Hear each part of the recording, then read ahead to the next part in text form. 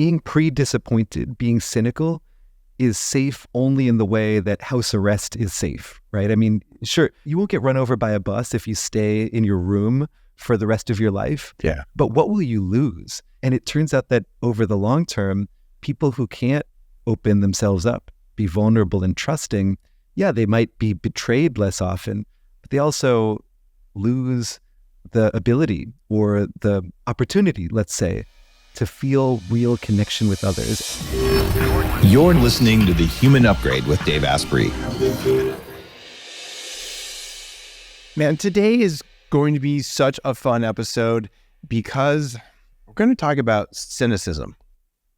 You may have heard me say historically to trolls that skeptics die something like 6 years ahead of people who are not skeptical.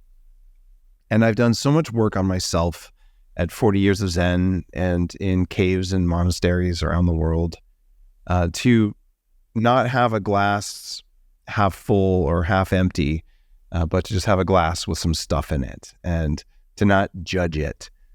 And being not a Pollyanna where, oh, everything is so good, but also not being the inverse of that where everything is so bad. This has been a path for me because I grew up in a family of skeptics. My grandparents subscribed for many years to the Skeptic Inquirer, which is a magazine that did what Snopes does, or any of these other hater websites, like, well, take down everyone who doesn't agree with whatever. So I grew up a cynic and a skeptic. And how would you like to learn from a professor of psychology at Stanford University and a director of the Stanford Social Neuroscience Lab, who is an expert in cynicism and skepticism? I know I would like to learn. And our guest is Dr. Jamil Zaki, who is that man. Jamil, welcome to the show. It's great to be back, Dave. Man, last time we talked, you were in a little COVID closet. And let's open with that. How did you stop yourself from becoming very cynical after this government response to COVID and the destruction of all these businesses, including a couple of mine? Like, did that leave a mark on you, or did you overcome it? I did not stop myself from being cynical during the pandemic. In fact, I failed completely in that task. And the reason that I started working on this book, Hope for Cynics, is to figure out what was happening inside me. As you know, Dave, I've studied the science of empathy, compassion, kindness for 20 years. So you're kind of a stud that way. I love that you're putting numbers and research behind these things that are generally the focus of religion and spiritual practice around the world. Like you're changing the world by making it safe for cynics to at least consider what you're talking about. I hope so. And certainly, I think sometimes that my work is just adding another angle to wisdom that people in many spiritual practices have had for thousands of years. But, it's also this work on human goodness made me a kind of ambassador for our better angels. People bring me in to speak or write for them when they want to feel good about our species. Yeah. And yet during the pandemic and lockdown and all the isolation and sadness that came with it, I felt like just because I studied something and knew all about it didn't mean that I felt it. I felt this real split between my outer and inner worlds. I would be brought in and give a rousing talk on empathy and how great people were, and as soon as the Zoom screen went black, I would go back to doom scrolling. I felt like I was secretly much more cynical than I was letting on, and I thought, well, man, if I, a scientist of human goodness, is having a hard time believing in human goodness, what are the rest of us going through? And that set me on this journey to understand why it's so hard to have faith in one another, what that's doing to us, and what we can do about it. Why is it so hard? Well, part of it is the way that we are wired. Yeah. Human beings experience what's known as negativity bias. We pay lots more attention to threats in our environment than to the good stuff. We pay more visual attention, right? We look more closely at threatening versus positive information. We remember negative events better than positive events. And we make decisions more based on what we don't want to lose as opposed to what we want to gain. And you can see why that would make sense from a almost survival perspective. 200,000 years ago, the person who was worried about the saber-toothed tiger probably did better than the person next to them who was blissed out by the sunset. Can I share some thinking with you? I was going to bring this up later in the interview, but it feels like this is a good framework that our audience understands. Please. That supports what you just said so thoroughly. I definitely was a skeptical, cynical guy when I was younger, and also a lot angrier. Funny enough, those go together, don't they? But since I studied mitochondrial biology, and I'm a computer hacker and a systems engineer kind of guy, I realized all life on the planet has to follow basic rules. And these are basic rules that have to work for bacteria, not for complex life forms. And it turns out it doesn't matter if you're a tree or a slime mold or a person.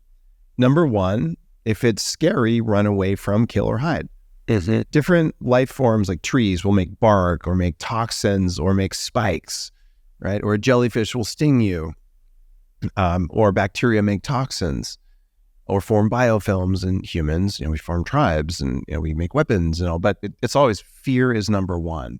And that makes sense because if something eats you, your species may end from the point of view of a bacteria, right? So fear, that there's a negativity bias explained evolutionarily.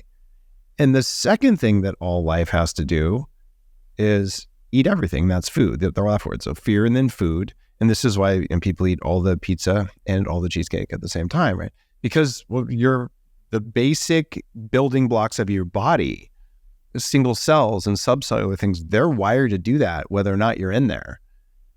In fact, they do it before you're in there. So fear, food, and then let's see, we'll have to reproduce to keep life around. So fear, food. What's the third F word? Romance. Romance is not an F word. It's fertility. I know you're about to drop an F-bomb, but you're from Stanford. You guys don't do that over there, except when you're drunk. Just kidding. So fear, food, fertility. And then the fourth one that all life does universally is friend, right? But they do these in order. And the fifth one in my framework is forgiveness, which is to evolve and to let go of unnecessary fears so that you're more effective and efficient as a life form. And this works for any life form, including us. And what that leads to, though, is this idea that, we do these things. I don't think it's me doing that. I think it's my operating system doing that. And it's doing it kind of against my will and invisibly.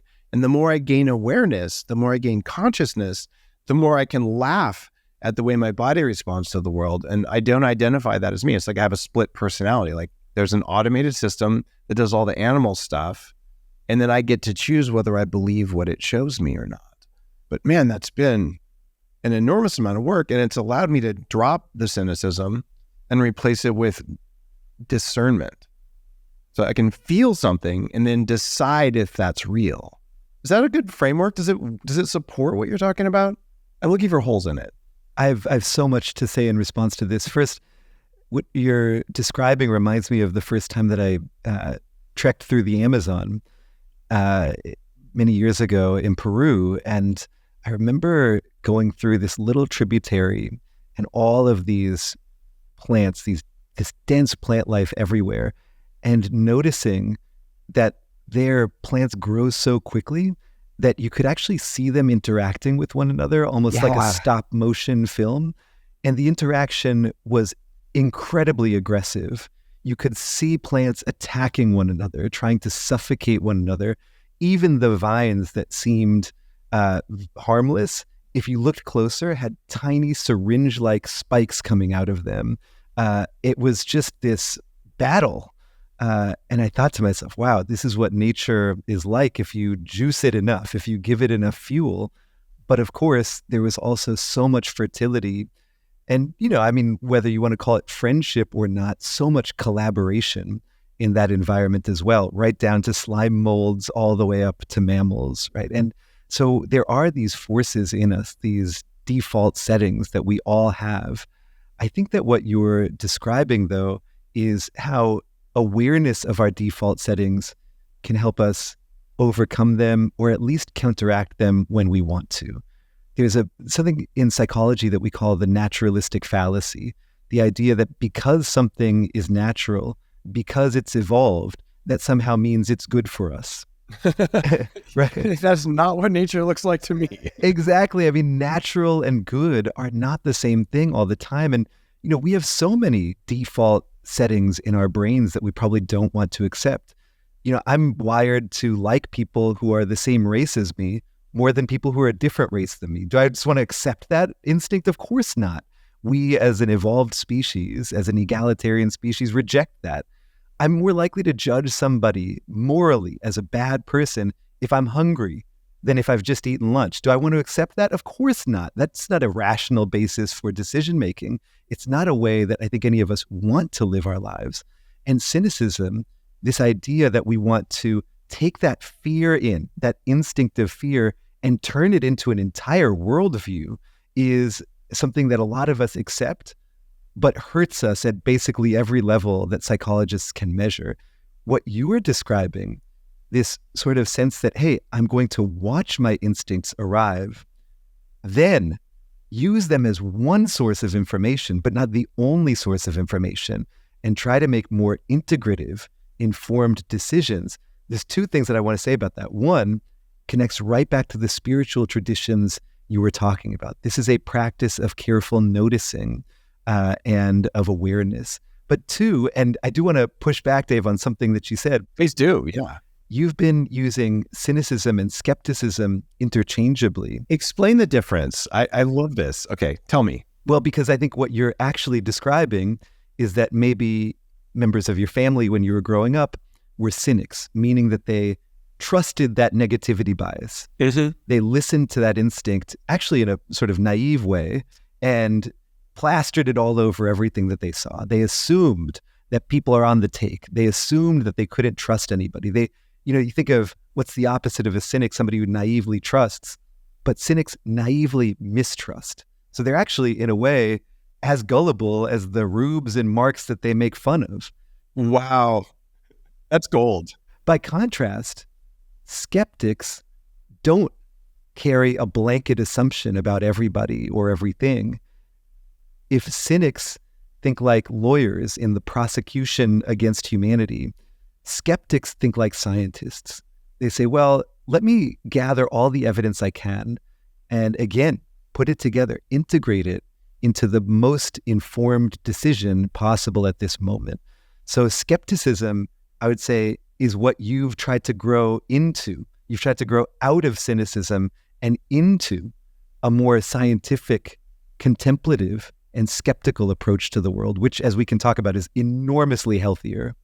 It is healthier. I'm not sure, though, that I would identify as a skeptic, where I'm curious, I'm looking for evidence. Most of the people I know who would say I'm skeptical, maybe they're just all cynics and they're calling themselves the wrong name, but they'll fundamentally believe something. I think it was Neil deGrasse Tyson said, extraordinary claims require extraordinary evidence. That's bullshit. The reality is, if it's science, evidence is evidence. And it doesn't matter if you think it's extraordinary. The reality is we either have evidence or we don't. And that you can put no weighting on that.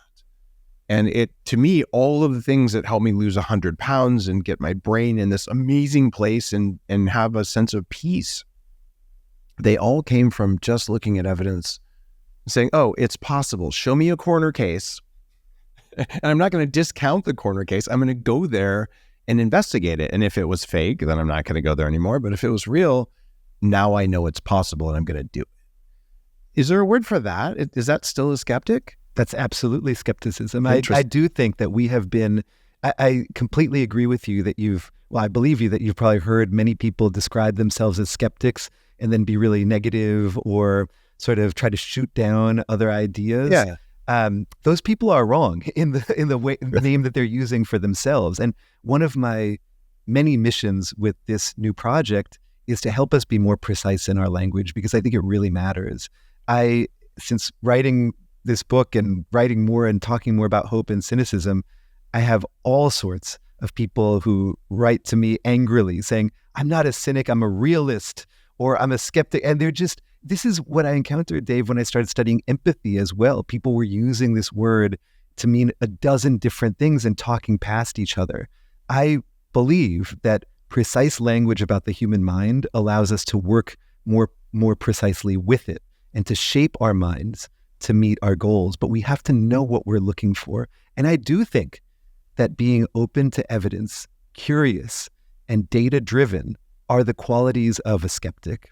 I would add to this, and if one flourish that I try to put on skepticism for people is what I call hopeful skepticism.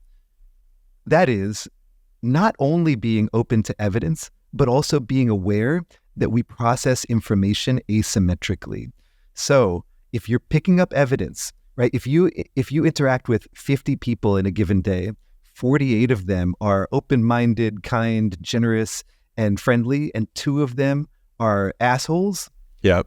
Those 2 people will become your memory or will be the headlines of your memory for the day.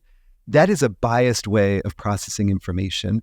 So hopeful skepticism means being open and simultaneously aware that we are probably picking up more on negative than positive information, especially social information, and trying to rebalance that by saying, well, probably if I pay close attention, pleasant surprises will be everywhere. People might be better than I realize. By now, you've probably figured out that taking omega-3s every day is a really good idea if you care about your cardiovascular health, how your brain works, and even how your eyes work. And quality really matters in fish oil supplements. And that's why Puri stands out. Puri's O3 is third-party tested, certified by the Clean Label Project and IFOS, Puri runs all of their supplements, including their O3 Ultra Pure Fish Oil, through lab tests for more than 200 contaminants, and they publish all the results online, so you know what you're getting. That transparency means that you can have peace of mind, and you don't have to worry about all the bad stuff that can be in fish oil supplements. Right now, you can get 20% off site-wide, including things that are already discounted, like subscriptions. That'll knock almost a third off the price of fish oil that you really want to take. Go to puri.com/Dave. That's not spelled the way you think. It's PUORI.com/Dave. Again, that's PUORI.com/Dave. 20% off. And this is really good, really clean, ultra pure fish oil. You said, if I pay close attention. One of the things that I've been a proponent of since the very early posts I did a dozen years ago is the value of a gratitude practice and a gratitude journal. And when I started this practice, okay, 3 things at the end of the day that I'm grateful for. And then Dr. Barry Morguelan, who's been on the show, a very popular episode, he said, well, why don't you see if you can find 50? And it took me a while. And I realized completely invisibly, there's a process running in my brain that erases the good stuff. And I'm sitting here at the end of the day and I'm going through, I forgot like a dozen good things that happened that day. And that was the day I got a phone call from my agent saying, congratulations, you made the New York Times list again. Well, I had forgotten that by the evening. And it took me a lot of plumbing the depths to go, oh my God, that just happened. How could I forget? And I think that drives us to become cynics because we don't know that we're erasing all the good stuff. And it took me a long time where I could sit down anytime and say, God, what are 50 things that happen? Just little good things. They're gone from your memory unless you train it. Do you have a practice like that? I do. It's a little bit different. I love gratitude practices, and I think they're one of the most robust and well-supported ways of improving happiness and social connection. One thing about gratitude is it relies on the fidelity of our memory. And as you're saying, we erase positive events very quickly. I do this with my teaching reviews. I teach a 500-person class each fall, and I get the teaching reviews at the end of the quarter. And, invariably, something like 480 of them will be positive. Some will be neutral. But what are the ones 3 days later when I'm trying to go to sleep that pop up in my mind? It's like, what don't you like about that shirt? Which shirt did you not like? I just hang on to the one negative piece of information. And so a sort of rotation of a gratitude practice that I try and I do with my kids as well is savoring. What does that mean? Well, if gratitude is remembering good things that happened during the day, for instance, savoring is making sure to notice them systematically and try to note them as they happen. So this is a practice written beautifully about by Fred Bryant, the psychologist. And I think that it's a hedge against our biased memories. Now, I'm not saying that we should all go around with a notebook and meticulously document every single thing that happens to us, but I think that slightly more real-time documentation, not end of day, but end of event, sort of when something meaningful happens to you, you don't have to spend 15 minutes, spend 15 seconds just jotting that down. If you integrate that savoring with a gratitude, slightly longer gratitude practice at the end of the day, you're much more likely to have an accurate accounting of what actually occurred, and much less likely to let the good events from that day, especially the good social events, the evidence of human goodness you've experienced, recede into the landfill of lost memories. For about a month, I carried a piece of paper around every day and I wrote stuff down until I just got the ability to do that in my head. It was a very valuable exercise. But the evidence of human goodness, which is in the title of your book about human goodness, I look at human kindness versus human goodness. What's the difference? I mean, I think goodness is a much less scientific term. Not that kindness is the most precise term either. I think of goodness as the qualities that we appreciate in other people. That includes kindness, which could be considered some mix of pro-social behavior, doing for others, and compassion, feeling for others. But I think it also includes other qualities. You know, we appreciate when the folks around us are attentive, when they're open-minded, when they're warm and friendly. And I think all of those qualities are systematically underestimated in our species. I don't just think that. The data are very clear. And, you know, Dave, it was actually really surprising. I told you that I started this project in the depths of my own COVID cynicism.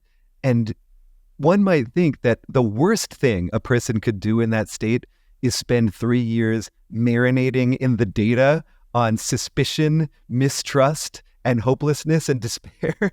Right. But ironically, that deep dive made me more hopeful about our species than anything that I've done in my career studying all the good stuff. Now, why would that be? Well, because I discovered that cynicism isn't just hurtful, and we can talk about how it is if you like. It's just plain wrong. Of course, there are people out there doing harmful things every day. We read about them in the news constantly. Yeah. We see them on social media. Politicians, you mean? Politicians, all sorts of people do all sorts of bad things. But the data that we're getting, again, we process it asymmetrically, but we also receive asymmetric data. We receive so much information about the minority of people doing terrible things, and even the minority of acts that a person does that are their worst. And so it turns out that if you look at just dozens and dozens of studies over decades, that has led to a place where if you ask people about what others are like, they're just wrong. They don't know how trustworthy other people are. We don't know how generous other people are. We don't know how open-minded they are, and we don't know how warm they are. We don't know how much they'd like to talk with us and support us and be there with us. And so, in essence, cynics are leaving on the table the opportunity for a lot of what we want in life: connection to others, cohesive community, collaboration. And that might seem like, wait a minute, you just said this made you more hopeful. That's even more depressing. But it suggests that there are incredible opportunities available to any of us who are willing to drop the bias in the way that we process information, who are willing to be more even-handed and skeptical instead of cynical. One of the big learnings I've had over the past probably 5 years or so is that there are bad people out there. 4% of people are sociopaths or psychopaths, maybe 6%. And there are a bunch of people who are somewhere on the narcissism spectrum where they will look you in the face and they will tell you something that is not true, that they wish was true. And if you fall for that, it will cause you harm. I mean, I got fired from Bulletproof a few years ago, and they ended up selling the company for about 10% of what it was worth when I was there. Wow. And I'm like, what just happened? And it would have been very easy for me to be stuck in a really angry place from that. And it took some work. And the work was actually all around forgiveness. Fortunately, I run a neuroscience company that focuses on forgiveness. So I was able to let that go. And, I recently, well, not that recently, three or so years ago, consciously uncoupled from my wife. Same thing, lots and lots of forgiveness, which allowed me to maintain trust. But I realized I sucked at discernment. How do people know whether they're dealing with someone who's trustworthy or not? Because you're going to not feel safe. You're not going to feel good if you're surrounded by people who are takers. Of course. And again, the perspective that I'm offering is not that we should replace cynical blanket negative assumptions with Pollyannish blanket positive assumptions. I think I was a little naive. I'm a lot better now, but I'm not cynical. Yeah. Just like, show me that you're trustworthy. And if you show me once you're not, you're out. Yeah. I mean, I think that's fair. And, what economists talk about is a process known as trust but verify. Yeah. That is, if you want to learn about somebody, maybe don't start with your assumptions about them, good or bad. Try to, again, think like a scientist and act like a scientist. Try to give people a chance to show you who they are, and then process that information, update your expectations about them. And the other thing I would say, and it sounds like you did this really wisely in the face of real difficult experiences, is to keep our inferences local. What do I mean by that? It makes perfect sense that if somebody takes advantage of you, you should feel disappointed in that person. You should maybe lower your expectations of future interactions with them. With that person, though, Yes. not all people. Yes. You're way ahead of me here. Okay. What I think we often do, and I don't just think this, again, the data are clear, is we often extrapolate and overgeneralize. Disappointment and betrayal are too good a teacher sometimes. They don't just teach us about that one instance. They teach us about the whole world. And, the paradigm case of this is trauma. And again, first and foremost, compassion and solidarity for people who go through traumatic and especially interpersonally traumatic events. I mean, it makes perfect sense that your brain is reeling, your body is reeling, you're wanting to be safe. I completely understand, having been there myself. The issue is when that craving for safety diminishes our opportunities and our lives afterwards. And one way that happens is when disappointment in one person turns into what I call pre-disappointment in everybody. The sense that the only way I can be safe is to never count on anybody again, which turns out in the long run to be a very dangerous strategy for us. It's very dangerous.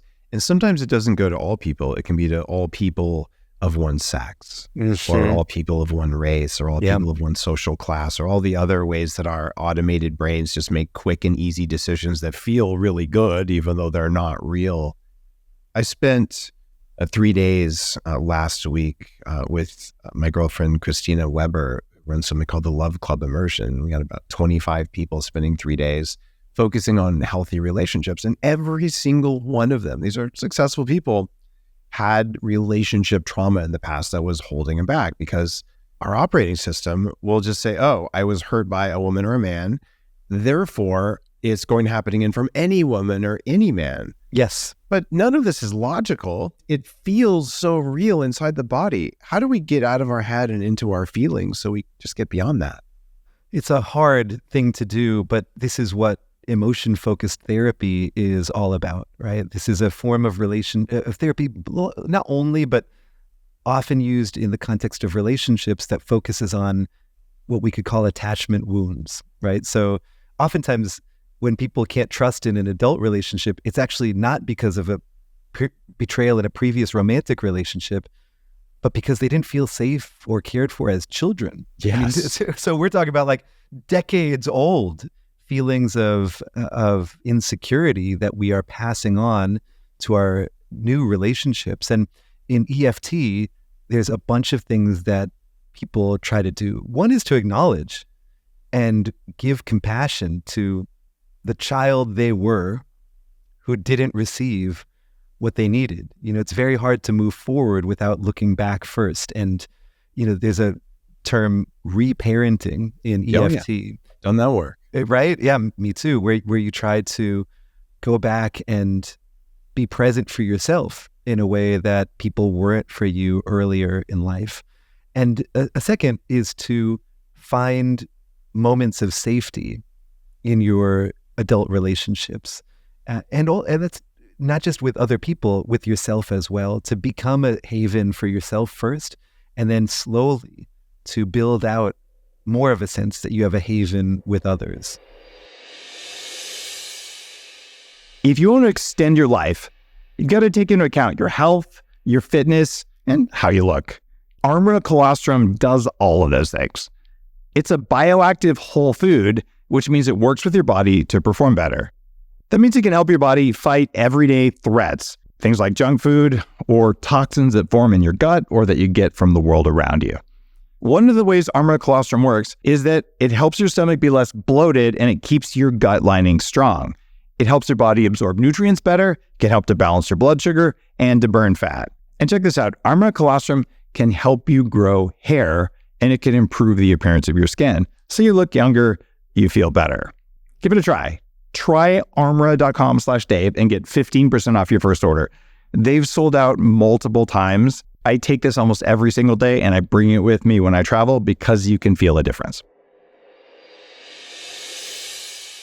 Safety is a state that's internally generated, both in men and women. I think it's a little bit different for each of the different sexes on average. And when it's internally generated, other people feel it around you, which allows them to step more into their own safety and to sort of expand. How does one go about generating an internal sense of safety so that you don't have to be cynical? It's hard work, and it takes time, but it is possible. In EFT, they even talk about earned attachment. That if you didn't have the foundation you needed, you can build it for yourself. How do you go about that? There's a few things that I think can be helpful. One comes from my colleague at Stanford, Jeff Cohen's lab. Jeff focuses on values affirmation. That is, he'll give people a set of 20 things that might matter to them in life: relationships, success, strength, humor. And he says, pick one of these that matters a lot to you. Write about why it matters to you, and write about how you express it in your life.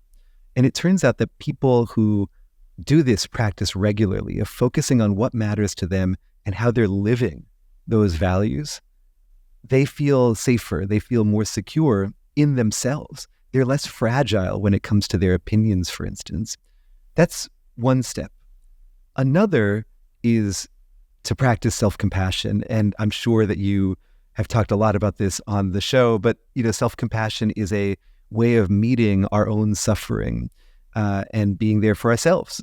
As you said, safety, a feeling that arises internally. And, I think a lot of us, myself included, have a pretty easy time finding care for others and a very difficult time finding care for ourselves. And self-compassion is the practice of doing what often comes naturally when we are parenting, when we are being a friend, when we are being a mentor, and pointing that energy back at ourselves to create that sense of safety.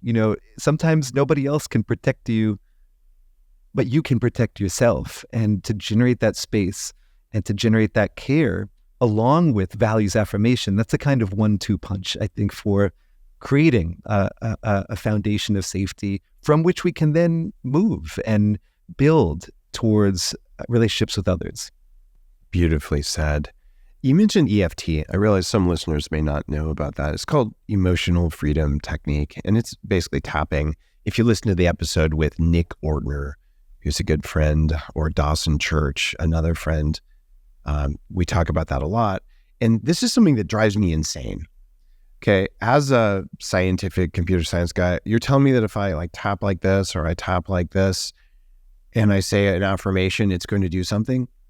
And I don't want it to work. And maybe that's some cynical leftover thing of me, because what the heck? So I finally think I understand. You're just dealing with layers of your operating system that are not visible to your conscious brain. They're not supposed to be visible. They don't even want you to know about them. But I've had profound results, not really on physical stuff very often, like some people can resolve pain that way, but some of my emotional blocks or even some kind of esoteric spiritual things, sometimes tapping is powerful stuff. And so if you're feeling always triggered, therefore always cynical about something, maybe listen to one of those episodes. I'll put the links in the show notes for you, or find a therapist who does that.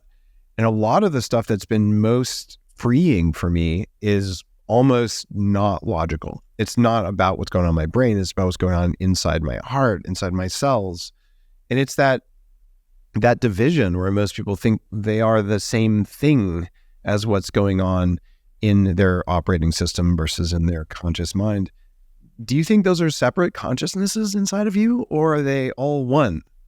Oh, that's such an interesting question. I think that they are all one in that we have a unified conscious experience, but I think they are multi-sourced, right? So we have the illusion of a single cohesive experience, but that experience draws from so many different pathways, some of which we are aware of and some of which we're not. And I think you aptly say that we confuse this cacophony of different sources with just the truth about who we are. I would add to that, Dave, that we confuse the cacophony of information we're receiving from inside our body and outside with an accurate depiction of the world. It's not accurate at all. This is what my wonderful late colleague Lee Ross called naive realism. So if I feel skittish around you, if I feel nervous around you, it's because you're a bad person. If we disagree about something, it's because you're wrong. You don't have the data that you need. Not ever because I'm wrong. You know, if I like music, it's because it's good, not because it reminds me of what my mother sang to me when I was an infant, right? And I think that one of the practices of anti-cynicism is frankly trusting our values more, but trusting our beliefs less. If that makes sense, right? It's understanding who we are and what we want out of life, but not over-rotating on every inference we draw in a particular situation, because those inferences are so noisy and based on so much bad intel that our body might be giving us, or that the world might be providing as well.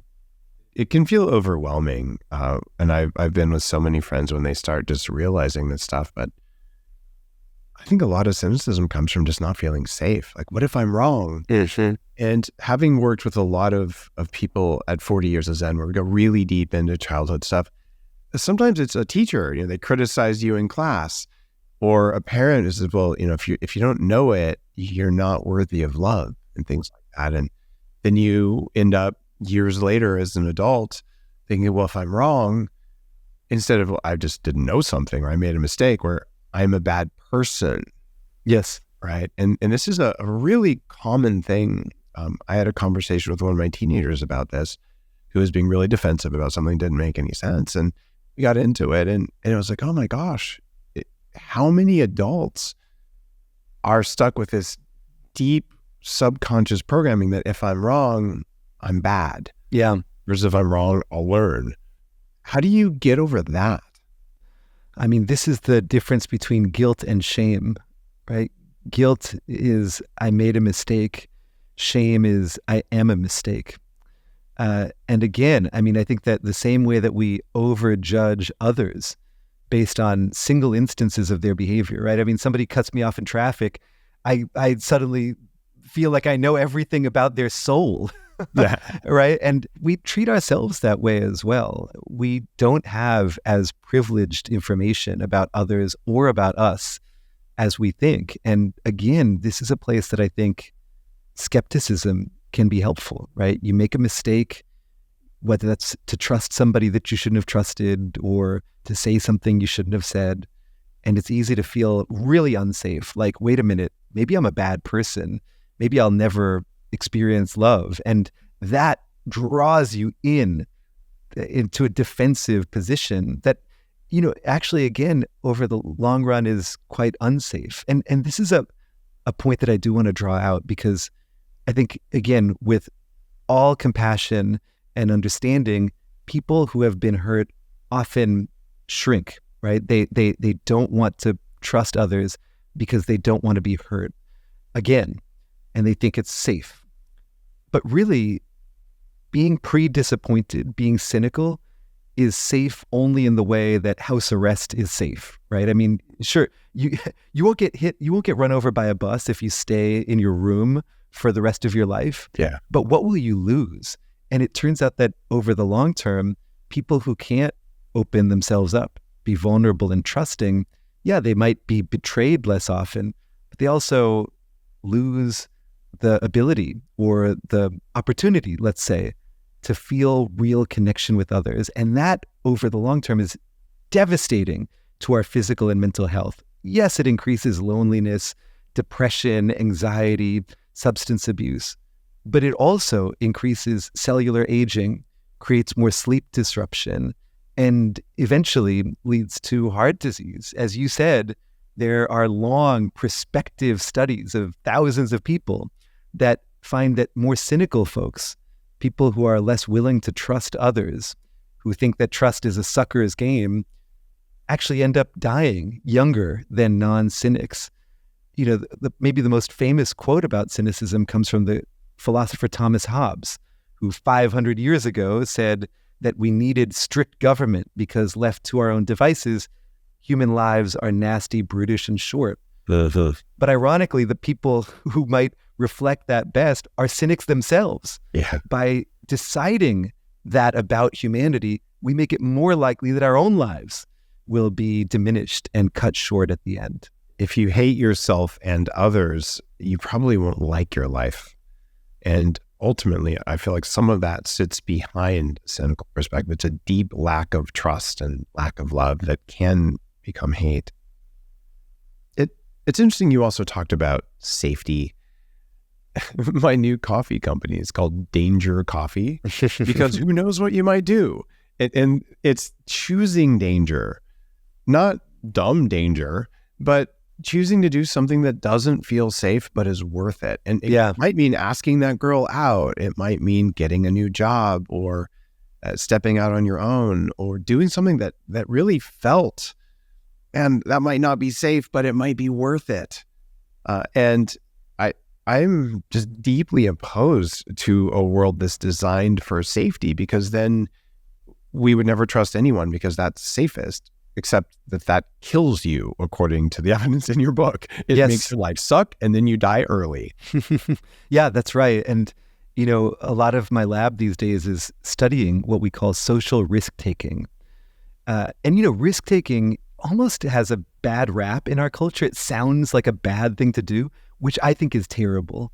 Yeah. I think if you reflect on the fact that risky behavior is almost a pejorative, like an insulting thing to say that this person's engaged in risky behavior, that speaks to something really broken in our public conversations. And it turns out that social risk-taking, things like striking up a conversation with a stranger, disclosing what you're going through, your struggles to a new friend, trying to support somebody, expressing gratitude, all of these... Being vulnerable. All of them forms of vulnerability. There's a whole bunch of data from the last 10 years or so suggesting that we are too risk averse, that our risk calculation in the social world is miscalibrated in ways that are really clear and very hurtful. So my friend Nick Epley at UChicago and lots of other people study under sociality. And it turns out that if you ask people, hey, what would it be like if you struck up a conversation with a stranger on your commute today? Or if you thanked that third grade teacher who made a difference in your life or complimented somebody? People are like, oh man, that would be incredibly cringe, awkward. It would not be fun. It would not be nourishing for me. If you then force a separate group of people to have those interactions and say, well, how was that? They say, it's amazing. It was so fulfilling. It was not awkward at all. So we really don't know how good interactions with each other will be. And part of that is because we're too cynical about people. So at Stanford, my lab and I surveyed thousands of undergraduates, and we asked them two types of questions. One about themselves. How empathic are you? How much do you like helping peers who are struggling? How much would you like to meet new friends on campus? And then we asked, how do you think the average Stanford student would answer these questions? And we discovered not one, but two Stanfords, right? The actual community was full of warm, caring people who wanted to connect. But in their mind, students' average peer was cold and prickly and judgmental, or at least more than the reality. And students who didn't know how much others wanted to connect took fewer social risks and ended up more socially isolated 6 months later. So there's this cycle where we don't realize how much others want to connect, and we think we're alone. We think that we're the only lonely people who wish for more, stronger relationships. And because we don't realize that about each other, we stay alone to our own detriment. A while ago, I had the Surgeon General on the show, and the only book he's ever written was about the epidemic of disconnection with people, and the number of close friends we have has gone down dramatically. And something like, don't quote me on exactly these things, it's a memory, but something like 30% of people report having not even one single close friend. And this is because we've fetishized safety. Yes. Instead of, I choose danger. I'm going to go out and say, hey, like nice shoes or whatever. It doesn't matter. And if the person responds negatively, it's probably because something's wrong with them. It's not because something's wrong with you. Or they're just having a bad day or whatever. They ate oatmeal for breakfast and their blood pressure was crashing. You know, who would have thought? I call these social shark attacks. So, shark attacks are one of the most at least for me, one of the most terrifying things that could happen to a person, but they're extraordinarily rare. The thing is that they're so vivid that they live in our mind and shape our behavior in ways that are totally unnecessary. You don't need to avoid going into the ocean because you're going to get eaten by a shark. That basically never happens, but people do all the time.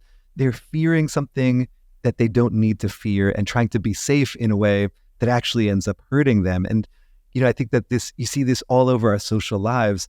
You see it in our parenting as well. We have, not you and I, Dave, but a lot of us in our generation have raised our kids to try to keep them as safe as possible, not to help them explore the world.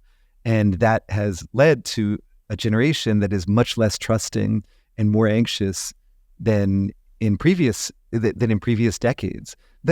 The good news here, and I do want to give some good news. I mean, I again, somehow studying cynicism has made me much less cynical, because the idea is that we're wrong about this. We overestimate the risks and underestimate the opportunity. And so we don't take enough risks, right? We don't take enough risks in our social lives. But all you need to do to shift our risk profile to something healthier and more optimal is not lie to people. It's to tell them the truth. At Stanford, we had a campaign, an advertising campaign that we ran where the target audience was Stanford undergraduates and the product was also Stanford undergraduates. We targeted certain dorms and we put posters all around those dorms just showing people the real data about what their peers said. Did you know 95% of your peers would love to help somebody who's struggling? Did you know 85% of the people around you want to make new friends? And we paired that with some psychoeducation where, again, people learned only the real data. And we found that people who learned what their peers were really like were, first of all, happier. They were more willing to take social risks, and they made more friends over the subsequent 6 months. So this is a vicious cycle of mistrust, de-risking, and missed connections that can be remedied, not, again, by lying to people, not by only showing them the good stuff or being Pollyannish, but by showing them real data. Wow, what a profound practice. Just to do that in college, I remember I had a belief that is definitely cynical that I'm in this alone. I'm going to have to do this by myself. And in my freshman year of college, I was in an entrepreneur focus group because I wanted to be an entrepreneur, didn't know how. And a guy who was probably 50 showed up and said, "Oh, I'm happy to show you everything." And my programming was, well, he's going to want something in return and it's not safe. And I didn't take advantage of it. And that was actually right around the time that the first product ever sold over the internet, before the browser even was made, was a caffeine t-shirt I sold out of my dorm room. Mm-hmm. And I don't say I kicked myself. I just look back, I kind of laugh at myself now. But at the same time I was doing that, Mark Andreessen, famous investor, of course, he created the first web browser, Netscape. And Mark was like, let me go to Silicon Valley and find someone who's done this a lot of times and have him teach me. So he was willing to receive help because he didn't have cynicism. And me, I'm like, I will do this all by myself. And I just got tired of putting t-shirts in bags. It was like, I've had enough of this. And didn't make much out of it. I've had a great career. I'm not complaining. But the difference in like a Mark Zuckerberg or a Mark Andreessen is that they didn't have that cynicism about receiving help, because somehow they understood people want to help.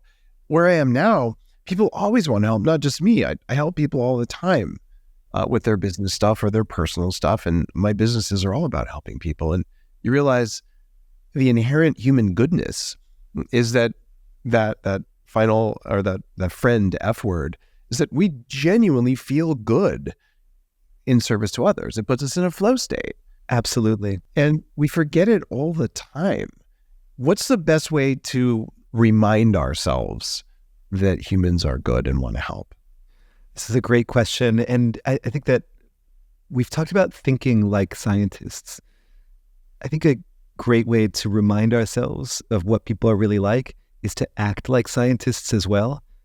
The monk and author, one of my favorites, Pema Chodron, says we can treat our lives like an experiment.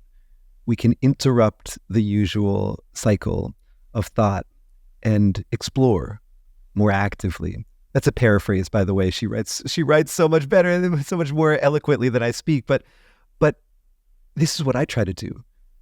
I do what I call taking leaps of faith on other people. Now, this is not, sending my bank information to a prince who's going to wire me $14 million. It's not being naive or Pollyannish or being taken advantage of. It's taking calculated risks, again, to show that I believe in people. Ernest Hemingway said the best way to find out if you can trust somebody is to trust them. But it doesn't just teach us about people when we trust them, it changes them. One thing that we haven't talked about today is self-fulfilling prophecies. Ooh. It turns out that people become who we think they are, because who we think they are affects how we treat them, and how we treat them affects how they treat us in response. So cynics, because they start out with this bleak assumption, treat others in contemptuous and mistrustful ways and bring out their most selfish side. When we practice hopeful skepticism instead, we treat people like the folks we hope they are instead of the people we fear they will become. And as a result, we bring out their best. We witness human goodness all the time, and it is there whenever we want to see it. My friend Dacher Keltner studies awe, this emotion that we get when we experience vastness and feel like we're part of something greater than ourselves. And you might think of awe as, okay, I'm looking at the Milky Way on a dark night, or a mountainscape, or a grove of redwood trees. But in surveys of thousands of people, Dacher asked them, what made you feel awe today? And the most common response was what he calls moral beauty, the everyday kindness of other people. So you're asking, how do we get better at witnessing this? Again, I want to say, we just pay closer attention, right? We give people chances. We think and act like scientists. Again, this is not about being naive. It's about being aware. And when we are aware, that goodness sort of bubbles up from every corner of our lives. I'm not saying that everybody is great all the time at all, but we underestimate how much of it there is around us all the time. It turns out that gratitude and awe are necessary for deep forgiveness. And when I have people go through my 40 Years of Zen program in Seattle, 5-day, mostly executives and celebrities and people, in order to let go of some belief that was put in there without your consent when you were young, the thing that opens the door is recognizing gratitude and feeling awe. And lately, I added ketamine as an option to that program. You don't have to. People have ketamine-like experiences without it, but ketamine ramps up the awe and it ramps up neuroplasticity when it's used under medical supervision. And that leads to a question for you. What is the role of psychedelics in seeing human goodness? There's a lot of data coming out on this, and I won't pretend to be an expert in that entire literature. I know that there are some studies that find that therapy with psychedelics, and in particular MDMA, can, in essence, open us to perceiving other people. I don't think there's work on cynicism in particular, but focus us on perceiving them empathically. And my sense is that the more clearly you see people, the more you witness their goodness. So one could extrapolate and say, well, maybe there's a connection there. But again, I don't want to get out over my skis as an empiricist here, but I think that intuitively you can see the connection pretty clearly. Since I moved to Austin a couple of years ago, I've gotten to know a few groups of friends. And I'm someone who has friends all over the world because I travel extensively to speak on big stages and for my work in the world. And I'm really inspired. These are people, one group I'm thinking of in particular in their early 30s, where they all, I don't know how, kind of became conscious communicators. And this is a dozen plus people. And they're all real with each other because somehow they cultivated trust in that friend network. And there's some of the happier people, and they all have their struggles and all. Of course. But it's so inspiring to me. I didn't have that at that age, where people were just so real because they learned how to have a trusted group of people where they could just show up and be themselves and not have all the drama and pain and fear. How would you advise young people to build a trusted group like that? Is there a process? Is there a learning? What's the trick? Wow. I think that one thing is to be more open to initiating relationships. The more people we connect with, the more we can find who our people are. We can find our tribe. I think that the second piece is, again, this is a type of social risk-taking, but one thing that I think we see in our social network studies of Stanford is that there are certain people who have what we would call betweenness centrality. And this sounds like the wonkiest phrase. What does that mean? It means that they connect people who are not otherwise connected, that they are social bridges between groups. And I think that finding your people, finding a trusting community requires the bravery, the courage to not just have isolated relationships that are great, but to bring those people together as well. Community is an active practice. It's not something that happens to you. And so the more ownership we can take over our communities, the more active that we can be as stewards of those communities, the more likely they are to cohere and come together. There are people who are super connectors, who have that superpower of creating community and safe spaces. I'm thinking like Joe Polish, who's been on the show, in a group of 500 entrepreneurs who genuinely, it's amazing the kind of experiences, or JJ Virgin, who does entrepreneurship for health, who's also been on the show and taught me how to be in the New York Times for the first time. I'm genuinely helping people who have that special ability to just know all this stuff about all the people and match people with the right ones. So one thing that I wish I'd have known earlier is it's possible to find people like that and then join their tribe. If you have good discernment and you realize, okay, if that's not your superpower, you can find a group and join it, or you can make your own. I'd say in my early 20s, I maybe had a group of 6 people where I worked really, really hard on that. And I realized that's probably not my superpower. And some of them are still really close friends today. But the amount of work for me to make a group cohesive is very high. There are people for whom it isn't work at all. It's just natural and inherent in them. Those seem very rare. Do you have any data or thoughts? How common are these superconnectors? Well, they are relatively rare, but Charles Duhigg, my friend and author of this great book, Super Communicators, would argue that any of us could become super communicators with the right effort. Now, he wouldn't say it's easy, but he would say that there are techniques that we can use in our interactions that I'd say actually connect a lot with hopeful skepticism.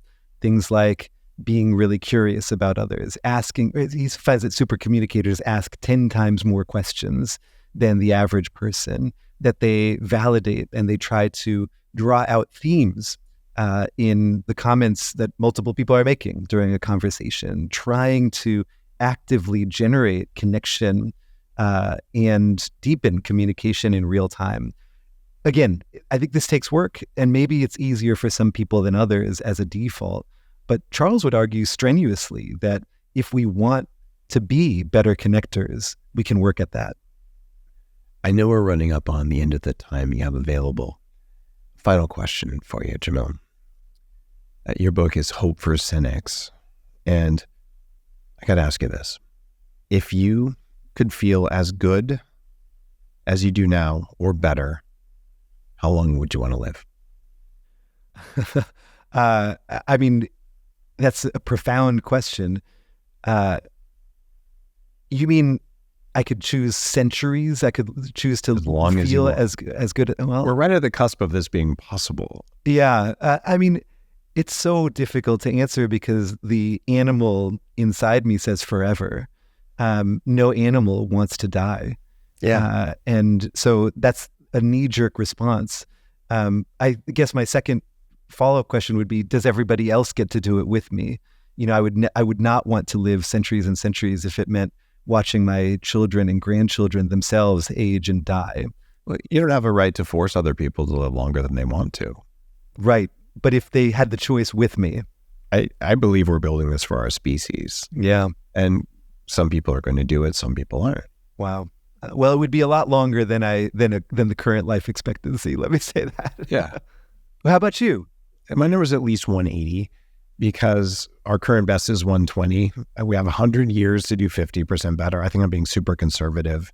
And I've been in the longevity movement for 25 years. And like, I just reset my central aging clock using stem cells in my hypothalamus, and I've done gene therapy. And I know this is happening. Like it's ridiculous what's possible.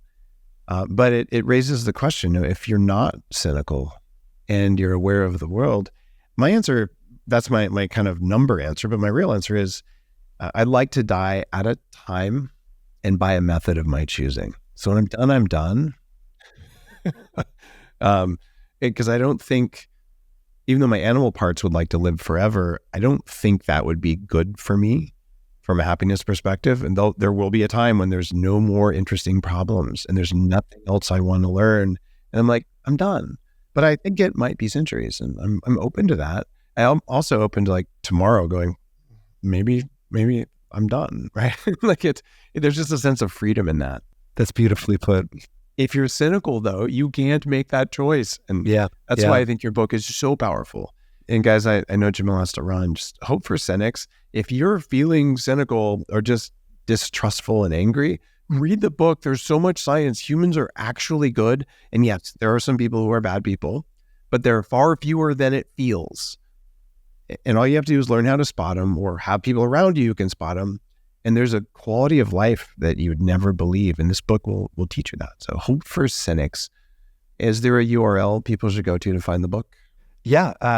Jamil-Zaki is my website. And I'm really easy to find. And Hope for Cynics is available everywhere you get books. Jamil, your work is awesome. Next time I'm in the Bay Area, let's hang out. Please. I would love that. All right. Thank you, my friend.